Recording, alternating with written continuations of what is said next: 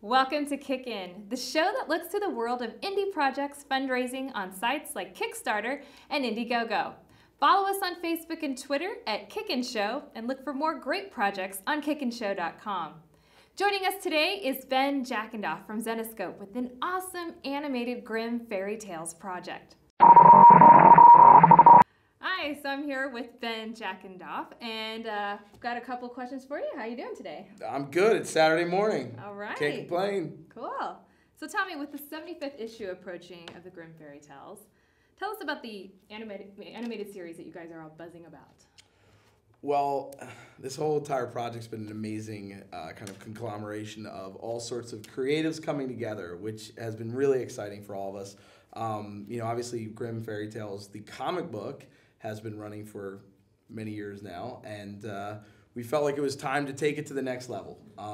This as an animated series will allow us to make the most amazing art kind of process ever, I guess. I don't know. So we're really excited. I mean, we've if you've been keeping track of the entire progress, we've had amazing announcements over the entire time. I've used the word amazing about 10 times right now. So but you're really excited. Yeah, I'm really excited. So yeah. Amazing. Feel free to jump up and down on the couch. Yeah, should I? Yeah. No, I don't want to. No. I don't know what's going to come out of this couch. Okay, or what comes out of you. Hey, I did say it was Saturday morning.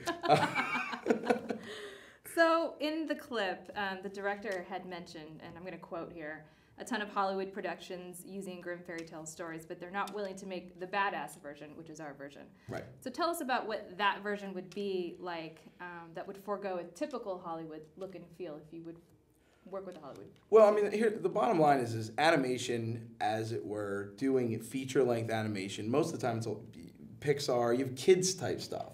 No one really wants to take it to that next level. I mean, back in the 70s and the 80s with, things like heavy metal, there's a lot more experimentation in animation, which allows for so much creativity to come out, more so than, and honestly, whatever you can draw, like in a comic book, you could blow up a planet if you wanted to. You don't have to, I mean, you could have dragons flying all over the place and make them look really cool.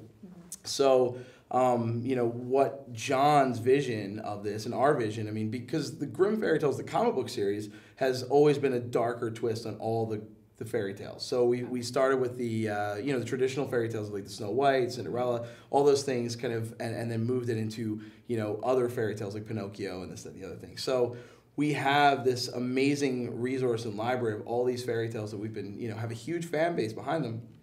And we want to take that and bring that to life with animation. And the artists we have, like Bill Sienkiewicz. I'm going to drop 2 more artists next week, but I'm gonna drop them. I'll tell you right now, we got Roman Dirge on board. He's a really amazing, like dark style, like cool, kind of gothy art. And then Eric Powell, who does the Goon. So we have those guys on board, and we'll be making that announcement next week. Heard it here. You heard it here first. Boom. Exclusive. So yeah, we're really. I mean, it's an amazing creative project. Like Lena, I brought Lena on board. She's going to be creatively working with us. Not just as a voice talent, but getting her hands more into the whole mix of the creative process. So it's the inmates running the asylum. All right. Well, that sounds like a fun little concoction. Yes. We like to make concoctions. Ooh. What kind of concoctions? All right. In terms of the director, why did you choose him? Well, John and I have been friends for quite some time, and we've worked on a couple projects together. John's been working with Titmouse Animation Studios. I'm friends with all those cats over there, Chris P. and Shannon and everybody over at that place, and they're just doing amazing things at Titmouse. So it kind of was this almost perfect fit. I mean, John wanted to do what he is going to do with the Grimm Fairy Tales when he was working originally with Metalocalypse and kind of helping spearhead that vision. So basically, this gives him the opportunity to really take what he was envisioning in that sense and take it to the next level. And now Titmouse basically becoming, the premier animation studio here in Hollywood over the past couple years. There's so much ability to make this the animated series we all envision and see and really bring, our comic book series to life. So John's awesome. I love hanging out with him. He's a blast. I mean, we work until 4 a.m. and it's not really work. So you want to work with your friends, right? Yeah. He has that bubbly personality, right? Yeah. I mean, we're both sticks in the mud. Yeah, I can see that. So, in terms of challenges, does it feel ironic that you had to outsource additional funding for this show for the Grimm Fairy Tales when you're connected to a big entertainment company? Well, here's the thing you have to understand. Any company is almost like a work for hire. So Titmouse, it's not like they can self-fund and say, oh, we're going to go off and do this animated series. Mm-hmm. Zenescope, we make comic books. We make money off of our comic books. That's how we keep the lights on overhead. Mm-hmm. We don't have superfluous funds to go and say, hey, we want to make this pilot because, you know, we don't have that kind of operating capital for excess type things. So that was kind of the thing. It's like in anybody, you know, it's in Hollywood, you basically are going to sellers. I mean, you're a seller, you're going to buyers. Sorry, excuse me.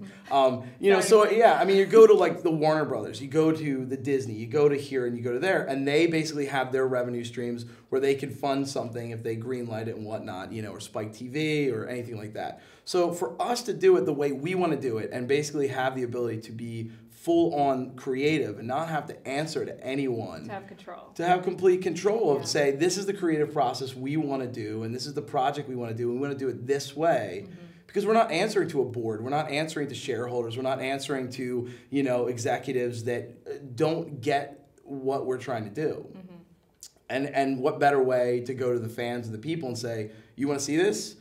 Let's do this together. I mean, and it's interesting because, I mean, now it's almost like we're looking at a whole kind of change, a shift in the paradigm of, you know, basically pre-sales in a lot of ways, because with pre-sales with a film you go, you know, foreign market and, you know, get all the different distribution and you get some of your money, you'd have your attachments, this, that, the other thing, right. And they would say, okay, based on these projections, based on this, you know, cast, the team, the talent, this is what we can give you. And we actually did do that to a certain extent, but unfortunately the numbers we kept getting back were so low that we were like, great, you want Slido animation, you want you want something that's going to have amazing production quality and value. It costs money, and anytime when you go outside of the system, you're able to, you know, be able to do what you want because you have the ownership, as opposed to, hey, we're work for hire. Well, this is our overhead. These are our costs. It's going to cost you, you know, X amount of dollars. So that's the reason in the long